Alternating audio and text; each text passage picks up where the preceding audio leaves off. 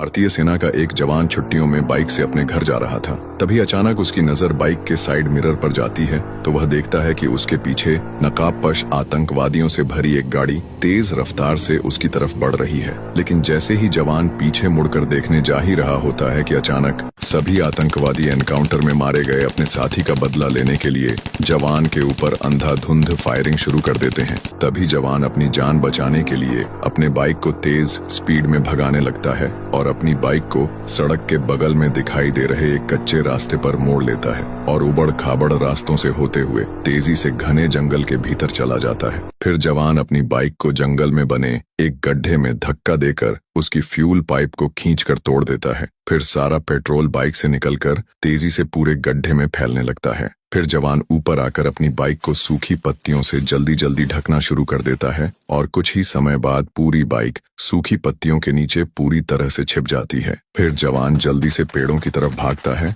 और जल्दी जल्दी पेड़ पर चढ़कर पेड़ के सबसे ऊपर वाले हिस्से पर चुपचाप बैठकर आतंकवादियों का इंतजार करने लगता है। तभी कुछ देर बाद सारे आतंकवादी जवान का पीछा करते हुए जंगल में आ जाते हैं और अपनी गाड़ी से उतरकर जवान को इधर उधर खोजने लगते हैं। तभी कुछ आतंकवादी जवान को खोजते हुए उसी सूखे पत्तियों से ढके गड्ढे के पास चले जाते हैं। तभी जवान मौका देखकर उसी गड्ढे में तेजी से फायरिंग करता है। तभी गड्ढे में पड़ी बाइक तेज धमाके के साथ आग के गुब्बार में बदल जाती है और कुछ आतंकवादी उसी आग में जलकर ढेर हो जाते हैं। तभी सारे आतंकवादी बदले की आग में चारों तरफ अंधाधुंध फायरिंग करने लगते हैं। तभी जवान बिना देरी किए पेड़ की आड़ लेकर सभी आतंकवादियों पर अंधाधुंध फायरिंग शुरू कर देता है और अकेले ही सारे आतंकवादियों को ढेर कर देता है। लेकिन जवान इस मुठभेड़ में बुरी तरह से घायल हो जाता है।